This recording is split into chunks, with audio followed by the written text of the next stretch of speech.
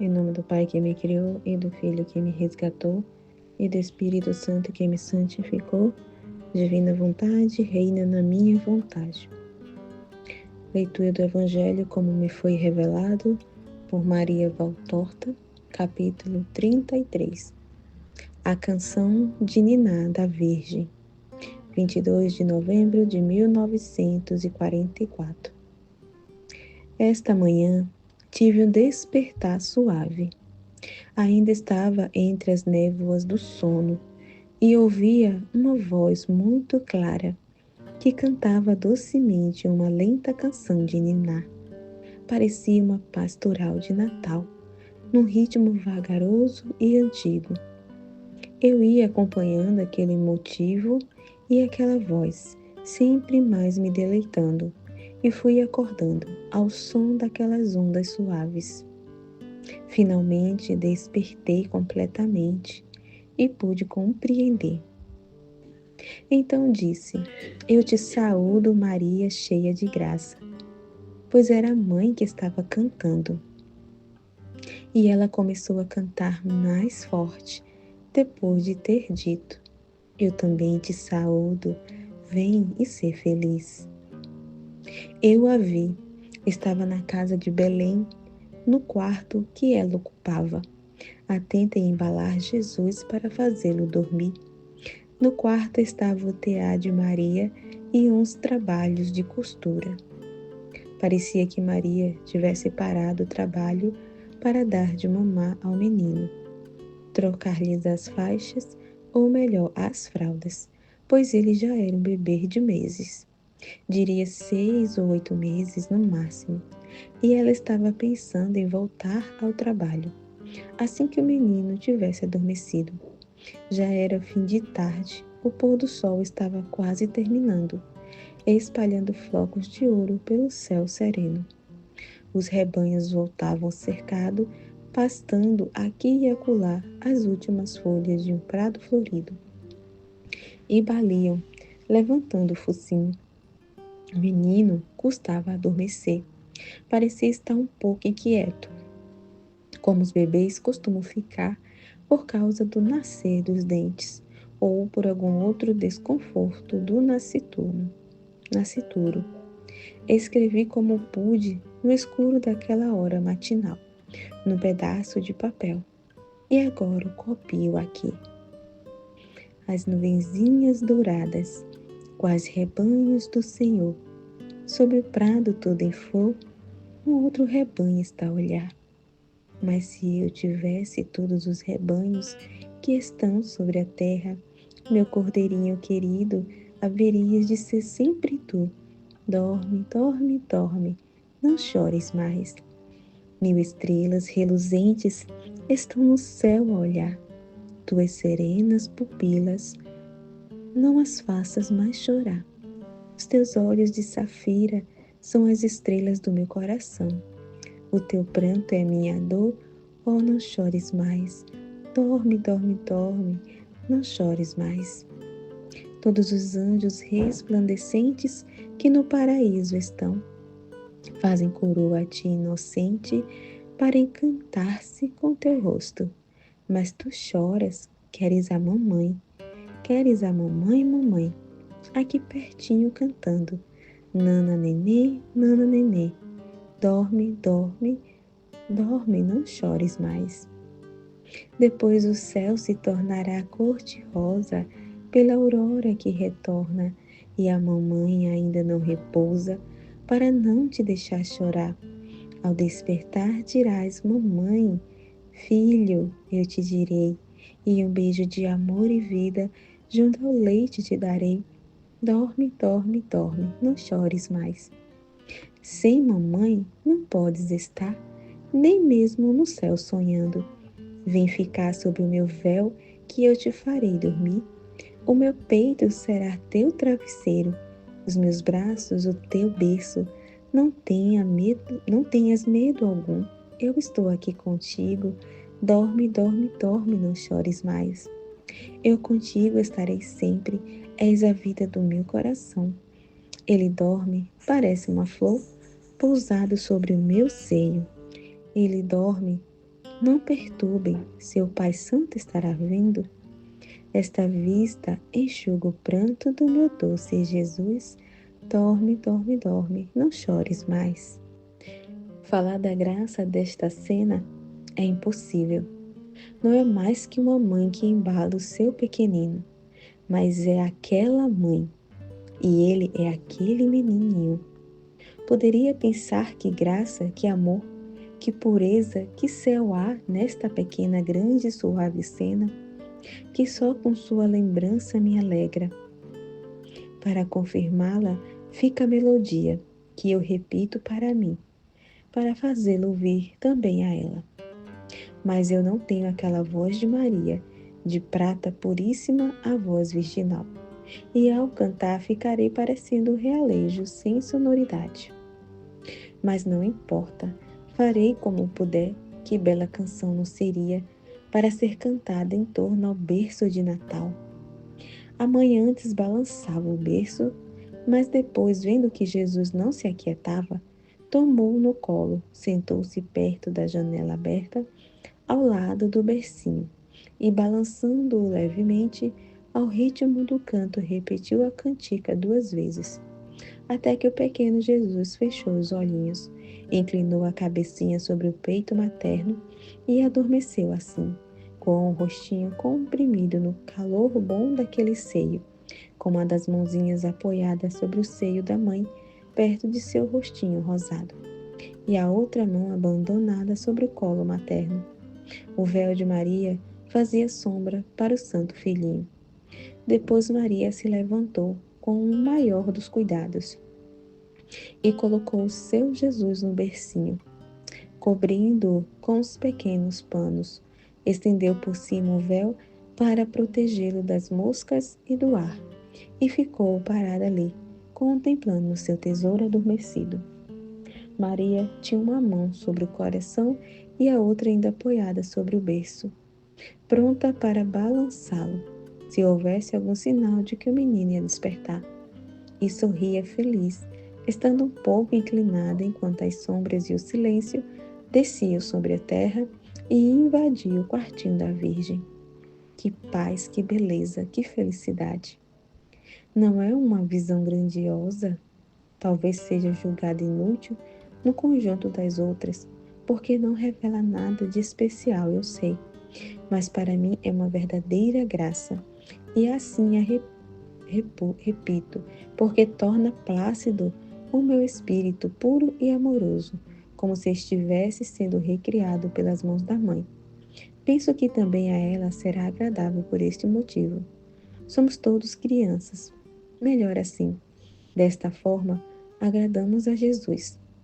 Os outros doutos e complicados, pense o que quiserem e nos chames de pueris. Nós não nos preocupamos com isso, não é mesmo? Capítulo 34. Adoração dos magos. Evangelho da Fé. 28 de fevereiro de 1944. Meu monitor interior me diz: dá estas contemplações que terás, e ao que irei te ditar o nome de Evangelhos da Fé, porque virão ilustrar o poder da fé e dos seus frutos a ti e aos outros, confirmando-vos na fé em Deus. Vejo Belém, pequena e branca, toda recolhida como uma ninhada sob a luz das estrelas. 2 ruas principais a cortam em cruz, uma que vem de fora da cidade, e é a rua mestra que depois prossegue além da cidade, e a outra que vai de uma a outra extremidade da cidade, mas sem ultrapassá-la. Outras vielas repartem esta pequena cidade, sem a menor norma de um plano de ruas como nós o concebemos. Pelo contrário, adaptam-se a um solo cheio de desníveis e às casas que surgem aqui e ali, segundo os caprichos do solo e de seus construtores, de tal modo que possam servir de esquinas para a rua que passa ao lado, obrigando esta a ficar como uma fita que vai se desenrolando sinuosamente, em vez de seguir uma linha reta, que vai daqui até lá, sem desvios. De vez em quando aparece uma pracinha, ou é uma pracinha de uma feira, ou por ali há alguma fonte, ou então por causa do costume de construir aqui e ali, sem nenhuma regra. Sobrou um resto enviesado de terreno, sobre o qual já não é possível construir mais nada. No ponto em que tive a ideia de parar um pouco, há um exemplo dessas pracinhas irregulares. Ela deveria ser quadrada ou pelo menos retangular. Mas ao contrário, saiu um trapézio tão estranho que ficou parecendo um triângulo agudo, cortado perto do vértice. No lado mais longo, o da base do triângulo, há uma construção ampla e baixa. É a maior construção da cidade. Por fora passa um paredão liso e nu, no qual se abrem apenas 2 portões que estão bem fechados. Por dentro, ao invés, no seu largo quadrado, abrem-se muitas janelas no primeiro plano, enquanto embaixo ficam os pórticos, que cercam os pátios cheios de palha e de detritos espalhados pelo chão, com tanques onde os cavalos e outros animais são levados para beber. Nas rústicas colunas dos pórticos existem argolas às quais ficam amarrados os animais. E há também um grande telheiro para abrigar os rebanhos e cavalgaduras. Compreendo que aqui é o albergue de Belém. Sobre os 2 lados iguais há casas e casinhas, tendo algumas hortas à frente, porque entre elas há uma que está com uma fachada para a praça, e outra com os fundos da casa para a mesma praça. Do lado mais curto, defronte ao caravansará, há uma casinha isolada com uma pequena escada externa que é ao meio da fachada, da entrada para os quartos dos moradores. Os quartos estão todos fechados, porque agora é noite, e a esta hora não há ninguém pelas ruas. Vejo que a noite vai se tornando mais clara pela luz das estrelas que descem do céu. São tão belas no céu do Oriente, tão vivas e grandes, que até parecem estar perto de nós, e que nos será fácil alcançá-las e tocar com a mão essas flores que brilham no veludo do firmamento. Elevando o olhar, tento compreender qual será a fonte deste aumento de luz. É uma estrela de grandeza extraordinária, que a faz parecer uma pequena lua, que vem avançando pelo céu de Belém. As outras estrelas parecem eclipsar-se, abrindo caminho para ela, como servas diante de uma rainha que vai passando, pois a tal ponto ela as supera em brilho e as faz desaparecer.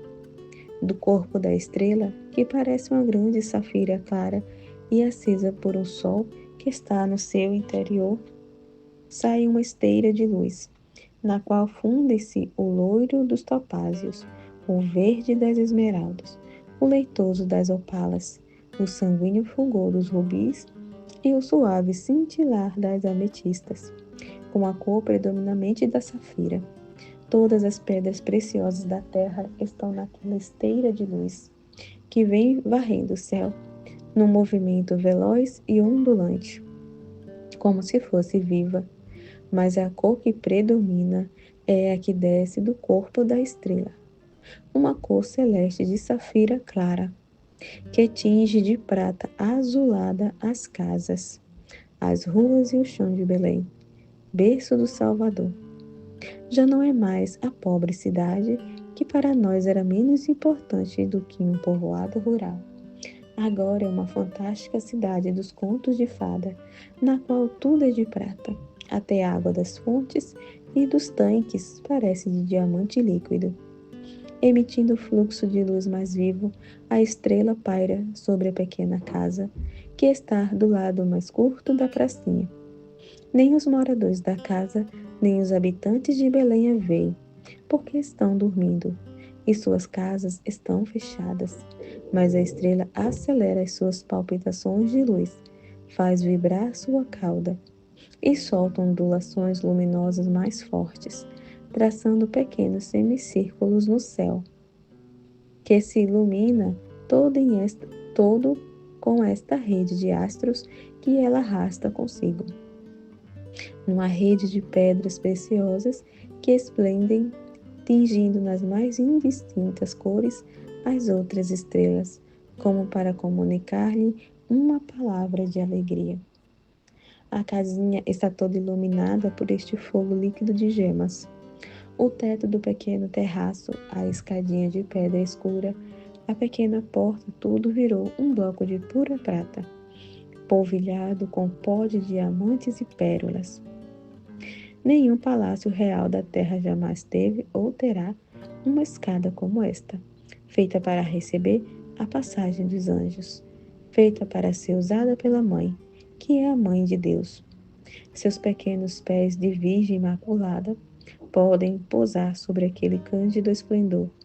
Os seus pequenos pés destinados a pousar sobre os degraus do trono de Deus.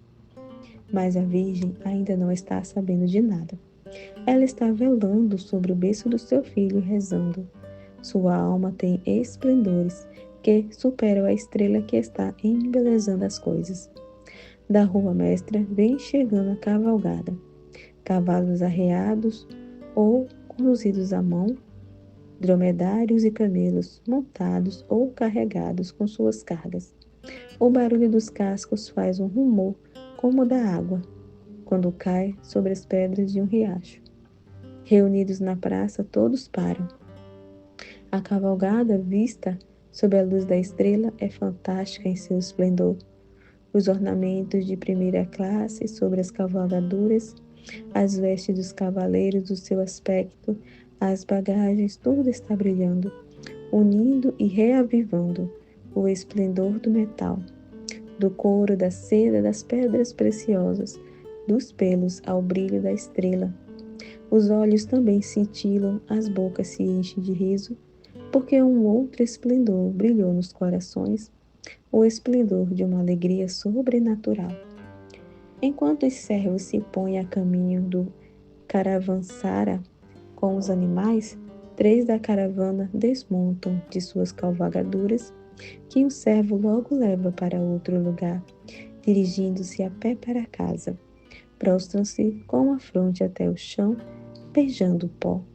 São 3 poderosos, isto é o que nos estão dizendo as suas vestes riquíssimas. Um de pele muito escura, tendo apeado de um camelo. Envolve-se todo no manto de seda brilhante, ajustada à cinta por um aro precioso, do qual pendem um punhal ou uma espada. Tendo esta o punho cravejado de pedras preciosas. Os outros que apearam de 2 esplêndidos cavalos estão vestidos um de um tecido listrado muito bonito, no qual predomina a cor amarela, com uma veste feita como um longo dominó, ornado com capuz e cordão, parecendo só trabalho de filigrama de ouro, com muitos pespontos de bordados em ouro. O terceiro traz uma espécie de camisa de seda, calças largas e longas, que se estreitam perto dos pés, e se envolve com um chalé muito fino, que mais parece um jardim florido, de tão vivas que são as flores com que está todo decorado. Na cabeça traz um turbante preso por uma correntinha feita de engastes, com diamantes. Depois de terem venerado a casa onde está o Salvador, eles se levantam e vão até o caravansara, onde os servos já bateram a porta, fazendo-o abrir. Aqui cessa a visão, que recomeça 3 horas depois, com a cena da adoração de Jesus pelos magos. Agora já é dia, um belo sol resplende no céu da tarde. Um dos 3 servos atravessa a praça e sobe a escadinha da pequena casa. Depois entra, torna a sair, volta ao albergue. Saem os 3 sábios, acompanhados cada um pelo próprio servo. Atravessam a praça. Os raros transeuntes viram-se para olhar os pomposos personagens que passam pela praça lentamente e com solenidade. Entre a entrada do servo e aquela dos 3 passou-se um bom quarto de hora. e esse tempo serviu aos moradores da casinha para se prepararem a receber os hóspedes. Eles se mostram agora mais ricamente vestidos do que na tarde anterior. As sedas resplendem, as gemas brilham, um grande penacho de penas preciosas, entremeadas com fragmentos ainda mais preciosos, tremula e cintila sobre a cabeça daquele que está com o turbante. Os servos vão levando um deles um cofre todo marchetado, cujas partes mais reforçadas são de ouro purilado. O segundo leva um cálice muito bem trabalhado, coberto com uma tampa ainda mais artística, toda de ouro. O terceiro leva uma espécie de ânfora larga e baixa, também de ouro, tampada com uma peça em forma de pirâmide, com um brilhante no vértice. Devem ser coisas pesadas, porque os servos que as transportam estão fazendo muita força, especialmente o que transporta o cofre. Os três sobem a escada e entram. Entram em um quarto que se estende da rua até os fundos da casa. Vê-se a pequena horta na parte posterior da casa por uma pequena janela aberta ao sol. Outras portas se abrem nas duas outras paredes. E olhando de soslaio, lá estão os proprietários, um homem e uma mulher, 3 ou 4 adolescentes e crianças. Maria está sentada com o menino no colo, perto dela, em pé.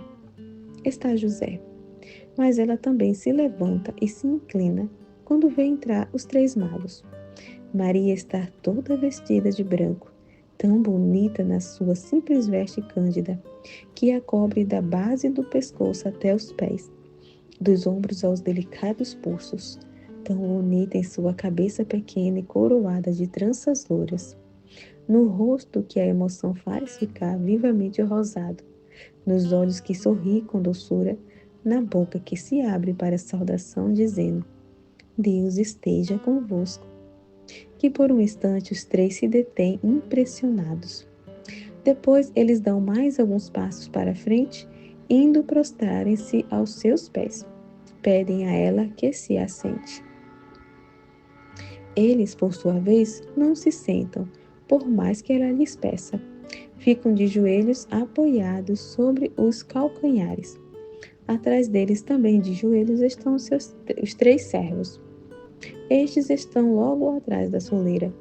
Eles puseram diante de si os 3 objetos que levaram e estão esperando. Os 3 sábios contemplam o menino, que me parece ter de 9 meses a 1 ano, de tão esperto e robusto que está.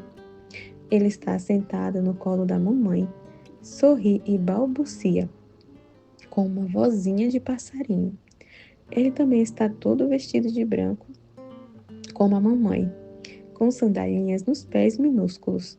Sua veste é muito simples, uma pequena túnica da qual saem os pezinhos irrequietos, as mãozinhas gorduchas que gostariam de apanhar tudo que os olhos veem, e sobretudo seu rostinho muito bonito, no qual brilham os olhos de um azul escuro, enquanto a boca faz umas covinhas aos lados, quando ele ri, descobrindo os primeiros dentinhos pequenos. Os caracóizinhos de seus loiros cabelos parecem ouro puro em pó, de tão leves e brilhantes que são. O mais velho dos sábios fala por todos. Explica a Maria que eles viram, numa noite no mês de dezembro passado, acender-se uma nova estrela no céu com esplendor fora do comum. Nunca os mapas do céu tinham trazido aquele astro, nem falado nele. O seu nome não era conhecido porque não tinha nome. Tendo então nascido do seio de Deus, aquela estrela teria aparecido para vir dizer aos homens alguma verdade bendita, algum segredo de Deus. Mas os homens não lhe haviam dado importância, estando eles com a alma presa na lama. Não eram capazes de levantar o olhar para Deus, não sabendo ler as palavras escritas por ele. Eterno bendito, com seus astros de fogo na abóbada dos céus. Eles a tinham visto e se esforçaram para escutar sua voz, deixando, pois, de lado, mas com alegria, o pouco descanso do sono que concediam aos seus membros, esquecendo-se até de comer. Eles se haviam aprofundado no estudo do zodíaco, as conjugações dos astros, o tempo, a estação, o cálculo das horas passadas e as combinações astronômicas lhes haviam dito o nome e o segredo da estrela. O seu nome, Messias, e o seu segredo, o Messias veio ao mundo. Então partiram para adorá-lo, cada um deles sem os outros dois saberem. Por montes e desertos, vales e rios, viajando de noite, foram tomados por um rumo da Palestina, porque este era o rumo da estrela. Para cada um deles, vindo de 3 pontos diferentes da terra, ela ia naquele rumo. Eles se tinham encontrado depois, além do Mar Morto. A vontade de Deus os tinha reunido lá e continuaram a viagem. Juntos se entendiam ainda que cada um falasse a sua própria língua, entendendo e podendo falar a língua de cada região em que se achassem por um milagre do Eterno. Juntos tinham ido a Jerusalém, porque o Messias devia ser o rei de Jerusalém, o rei dos judeus, mas lá a estrela se tinha escondido sob o céu daquela cidade. E eles sentiram seus corações partirem-se de dor, começando então a examinar suas consciências para descobrir se não teriam deixado de merecer a proteção de Deus. Mas, tranquilizadas suas consciências, haviam se dirigido ao rei Herodes, perguntando-lhe em que palácio havia nascido o rei dos judeus, pois eles o tinham vindo adorar.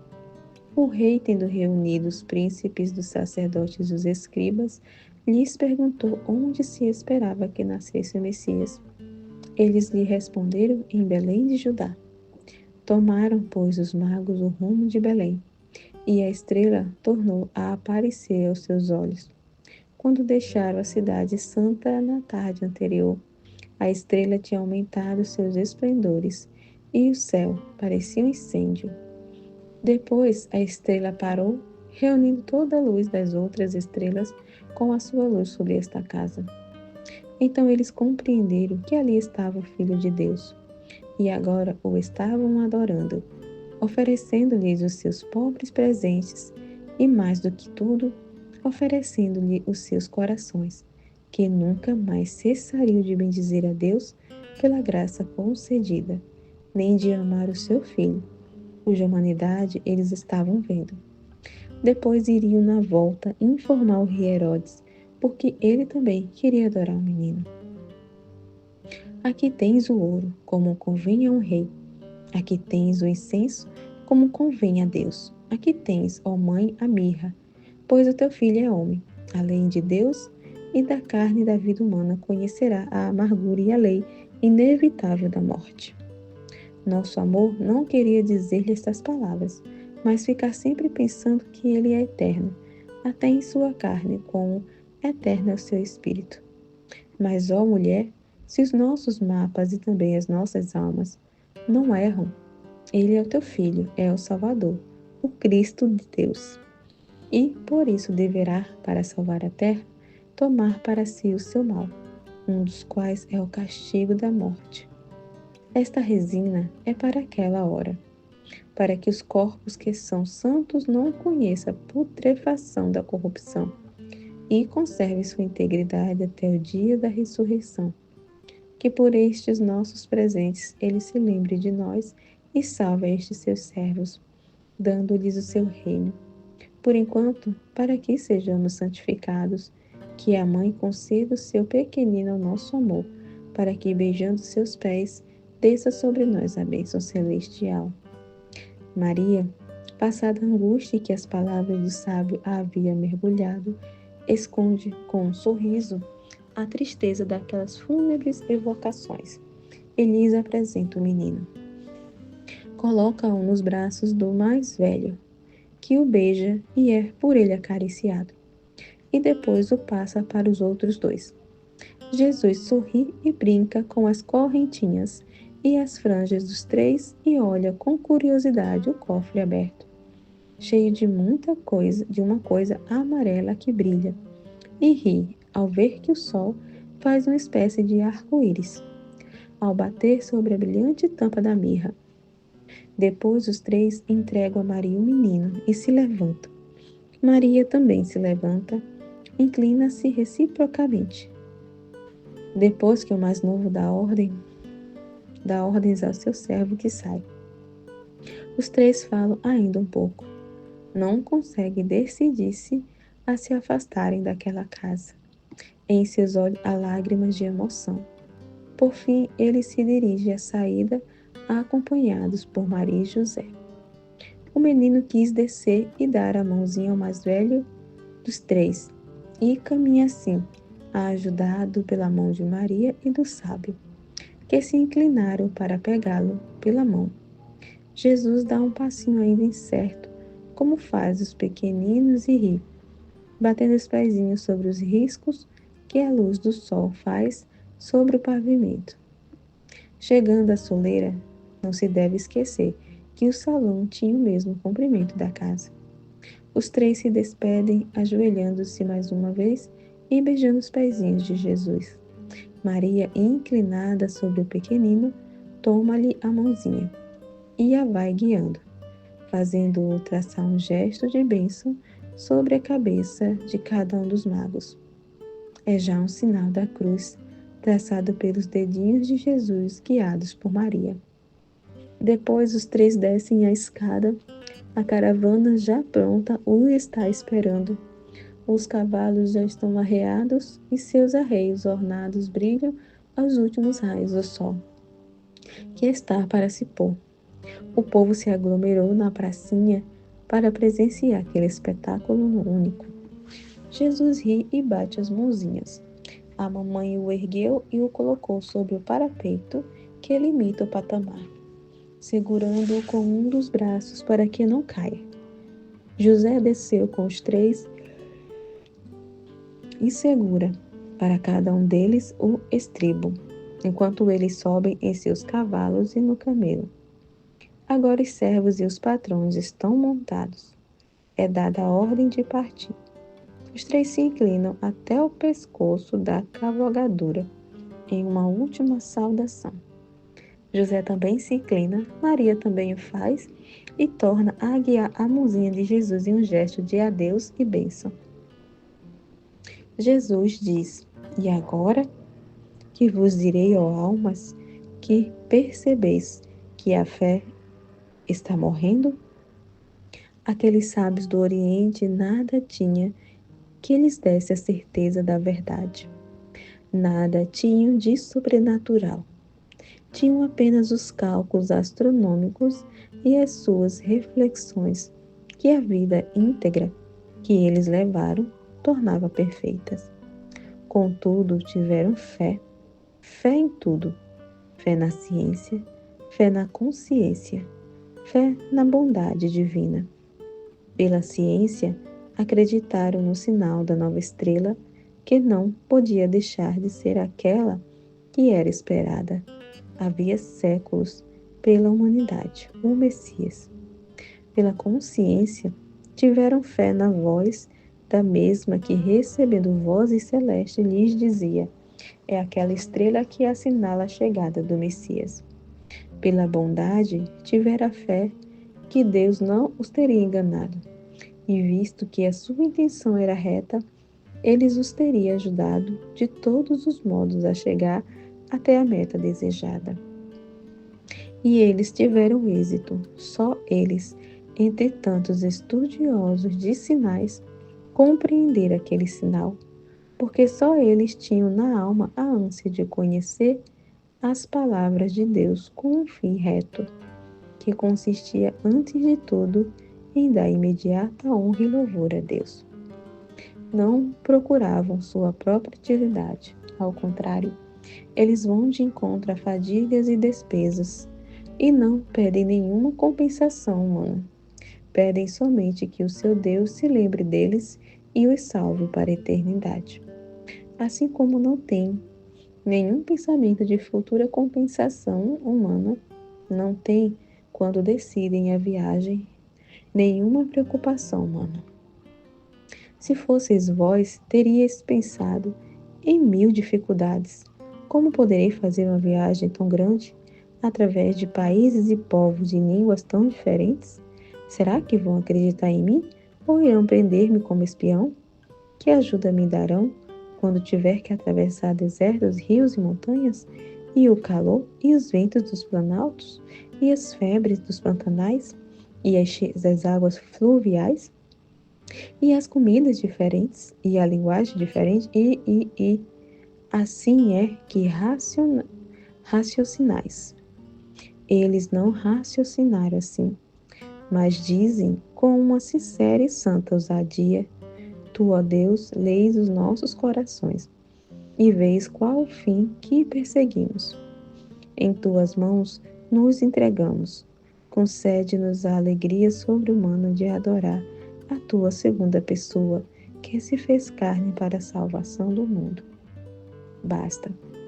Ele se põe a caminho, partindo das longínquas Índias. Jesus me diz depois que por Índias querem dizer Ásia Meridional, onde agora está a Turquia, o Afeganistão e a Pérsia. Das cadeias de montanhas da Mongólia, sobre as quais voam somente águias e abutres, onde Deus fala pelo zumbido dos ventos, pelo estrondo das torrentes, escrevendo o mistério sobre as páginas imensas das geleiras, das terras onde nasce o Nilo, que vai deslizando como uma veia verde azul, ao encontro do coração azul do Mediterrâneo. Nem os picos, nem as selvas, nem os desertos, oceanos secos mais perigosos do que os marinhos, nada disso detém a marcha deles. A estrela brilha sobre a noite deles, não lhes permitindo dormir, quando se procura a Deus. Os hábitos animais devem ceder às impaciências e às necessidades sobre-humanas. A estrela os chama, ora do norte, ora do oriente, ora do sul, e por um milagre de Deus vai guiando os três para um certo ponto, como por um outro milagre os reúne, depois de tantos milhares de quilômetros, naquele ponto, e por um outro milagre ainda, lhes dá, antecipando a sabedoria pentecostal, o dom de se entenderem e de se fazer entender, assim como é no paraíso, onde se fala uma única língua, a de Deus. Um único momento de aflição os assalta, e é quando a estrela desaparece. E eles, humildes, porque são realmente grandes, não pensam que isto tenha acontecido por causa da maldade de outrem, já que os corruptos de Jerusalém não mereceram ver a estrela de Deus. Mas o que eles pensam é que eles próprios não mereceram a ajuda de Deus, pondo-se a examinarem suas consciências com tremor e com uma contrição pronta para pedir perdão. Mas a sua consciência o tranquiliza. Almas acostumadas à meditação. Eles têm uma consciência muito sensível, aperfeiçoada por uma atenção constante, por uma introspecção aguda, que faz do seu interior um verdadeiro espelho, sobre o qual refletem as menores sombras dos acontecimentos diários. Eles fizeram da voz que os adverte a própria mestra, voz que grita não só ao menor erro, mas até uma simples possibilidade de erro, o que é humano, com a complacência com seu próprio eu.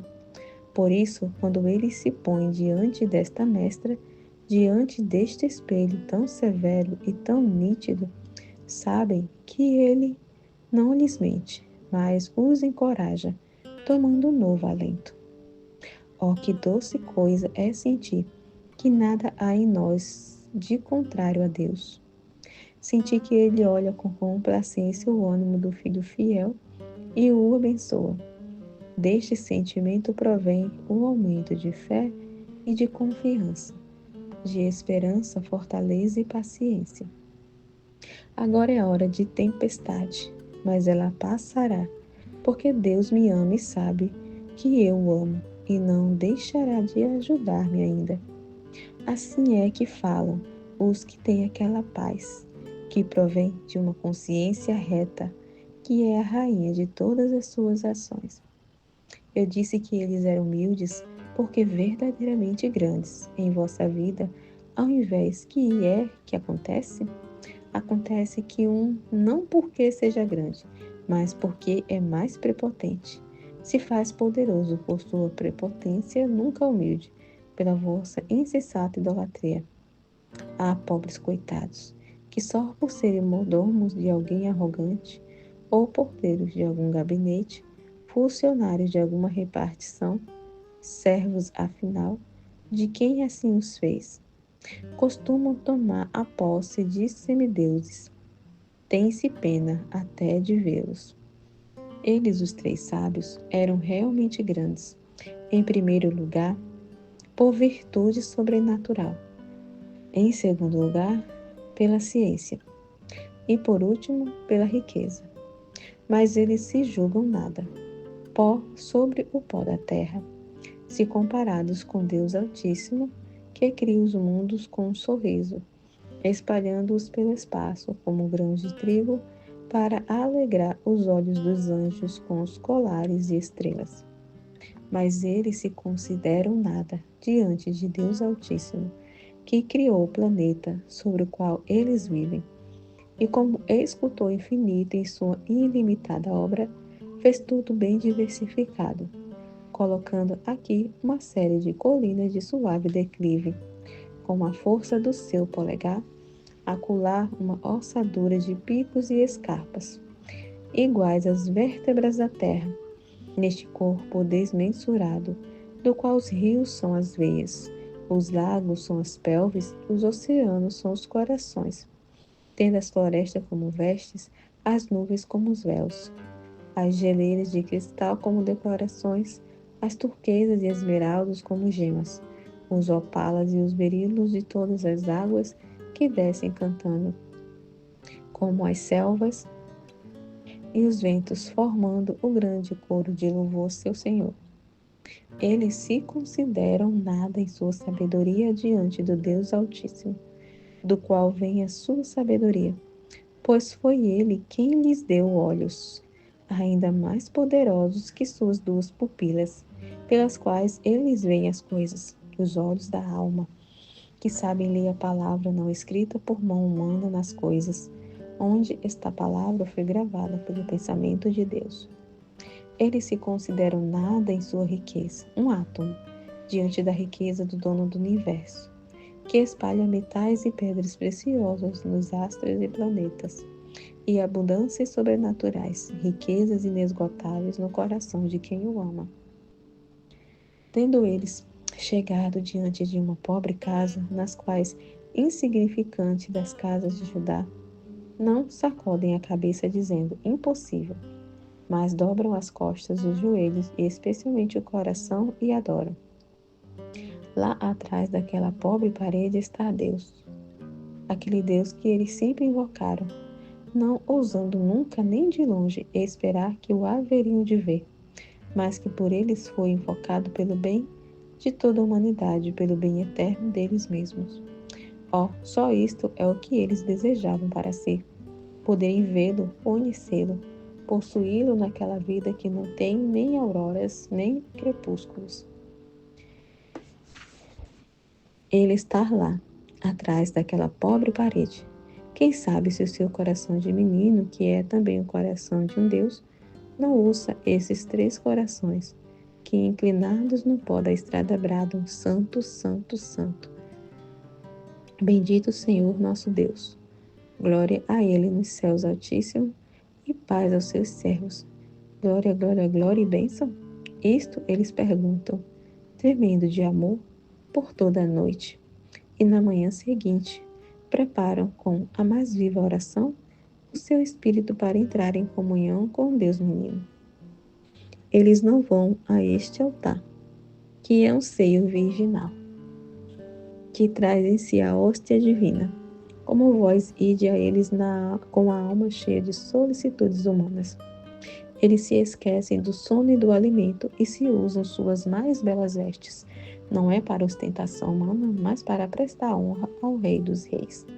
Nos palácios dos soberanos, os dignatários se apresentam com suas mais belas vestes. Então, não deveriam eles ir apresentar-se a este rei com suas vestes de gala?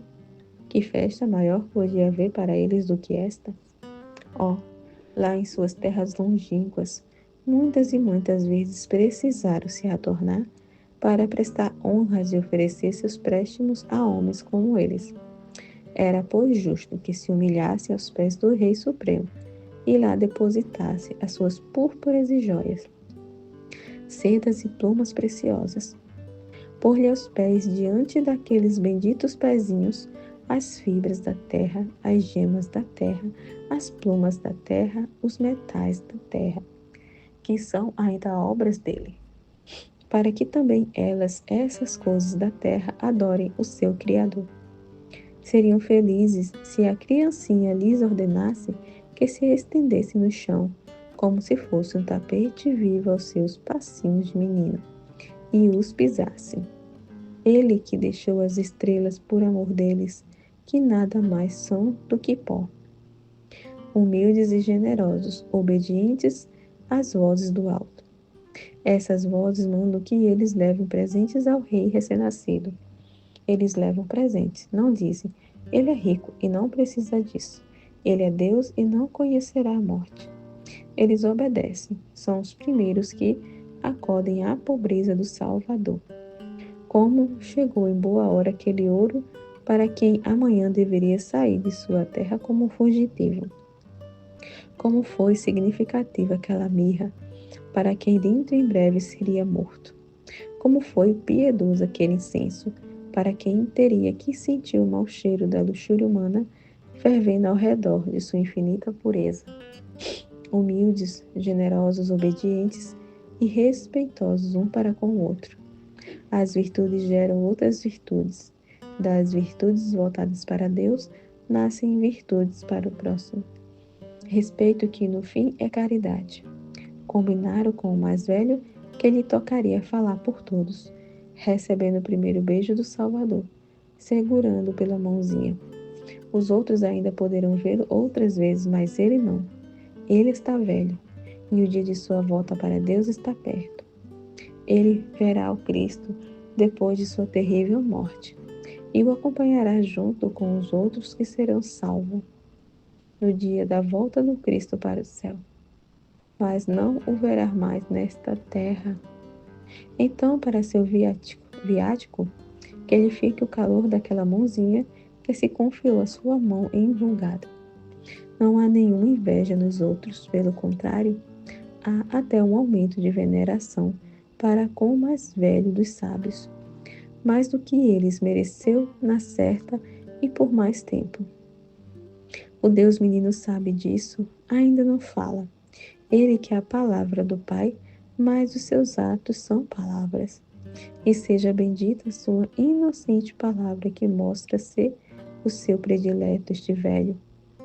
Mas, ó filhos, há outros dois ensinamentos nesta visão.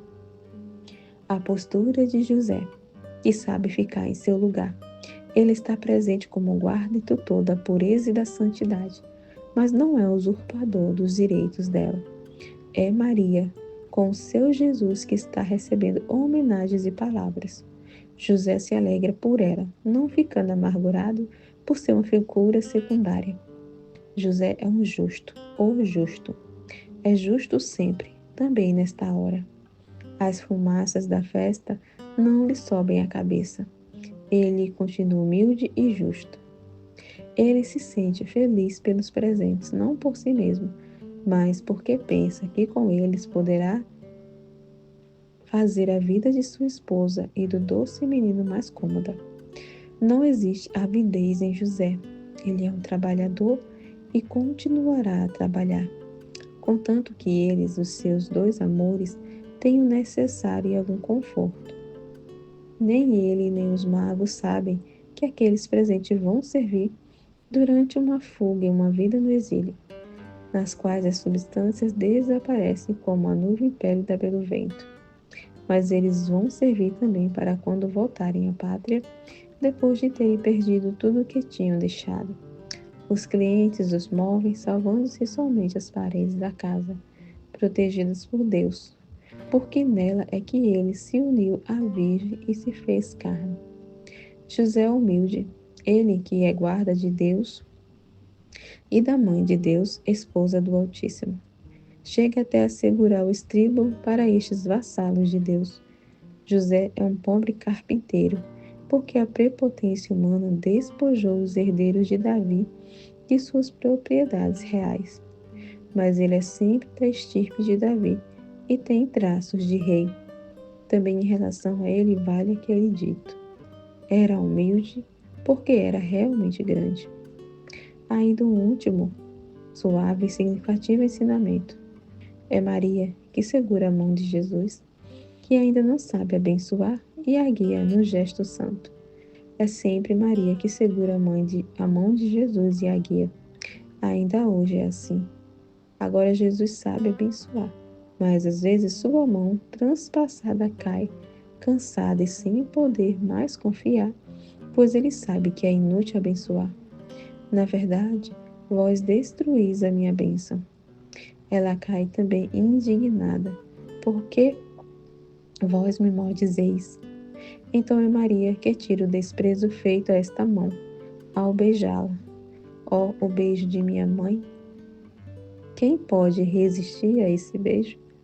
Depois ela segura o meu pulso com seus dedos delicados, mas que são amorosamente tão imperiosos e me força a abençoar. Eu não posso repelir a minha mãe, mas é preciso que vós vardes à procura dela, para fazê-la vossa advogada. Ela é minha rainha, antes de ser vossa, e o seu amor por vós tem indulgências tais que nem o meu conhece. Ela mesmo, sem palavras, mas só com as pérolas do seu pranto e com a lembrança da minha cruz, cujo sinal ela me faz traçar no ar, defende a vossa causa. E ainda me admoesta: tu és o Salvador, salva. Eis, meus filhos, o Evangelho da fé. Na aparição da cena dos magos, meditai e imitai, para o vosso bem. Amém, Fiat.